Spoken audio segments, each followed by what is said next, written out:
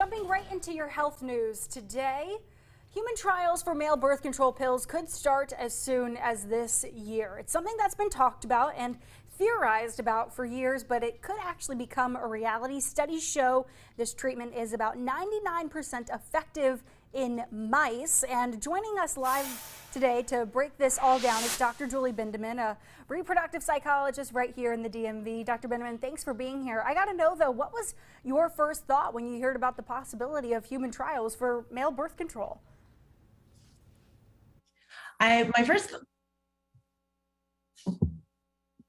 having some lagging issues, but my first thought was that this was really a great thing to finally have some parity between male and female birth control. Although my second thought was, I was really concerned about whether or not men would actually get on board to use it. We don't have a culture in which men feel the responsibility to use birth control. It seems to be far more on the woman. And I know there's also a dynamic where even when a woman says that they're using birth control, it's not necessarily that their partner will believe them. So we have a lot of things that are happening with this, where this is a really exciting development. And culturally, I'm really curious about what will happen with it. Yeah, I'm interested to know myself how this could change the dynamics surrounding contraception and birth control and relationships. How do you see this potentially impacting you in your practice if this actually comes to fruition? Well, I think what I might hear too is that there should be some relief from women that, again, the responsibility of birth control is not only on them. I think too, the dynamic of men seeing pregnancy being a woman's issue, since it's happening in a woman's body, complicates things. And the other caution that I would add is, just like female birth control, male birth control does not prevent against sexually transmitted infections. And so that's still going to be something that casual partners are going to have to think about. Like you said, contraception has almost always been a burden that falls on women in one way or the other, with the exception of a couple options. But something like this could really change the dynamics surrounding this in relationships.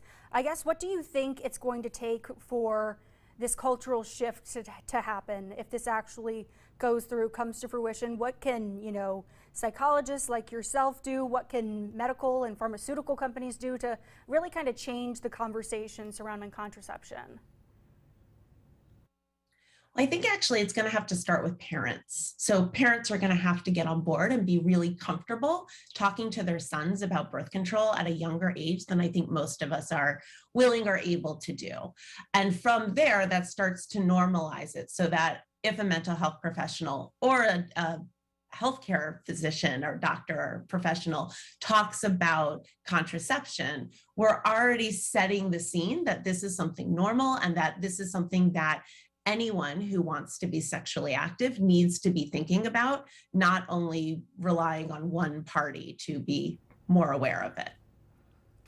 Yeah, Dr. Bindeman, like you said, it's going to take, parents changing the conversation. Another thing I thought about when you were talking about this just now was it's going to have to be a change in schools, in health classes. We grow up, we're learning about birth control and, all of the different options that are there. And this is going to be another thing that they'll have to incorporate into the classroom. Yes, and given that we have a lot of conversations about how comfortable schools are talking about contraception in and of itself, I think that could be a potential barrier too. But I absolutely agree. Talking about it in the schools, normalizing it within homes, that's where the conversations need to begin. All right, Dr. Julie Bindeman with us. Thanks so much for joining us today. I appreciate this conversation. I think we'll all be interested to see if this actually gets to the human trial phase or if it ends up going anywhere.